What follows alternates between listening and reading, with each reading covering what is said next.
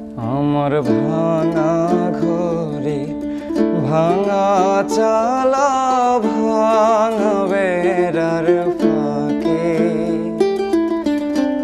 অবাক জ্যোৎস্না ঢুয়ে কাপড়ে হাত বাড়াইয়া ডাকে, হাত ইশারায় ডাকে কিন্তু মুখে বলে না। আমার কাছে আইলে বন্ধু আমারে পাইবা না। আমার ভাঙা ঘরে ভাঙা চা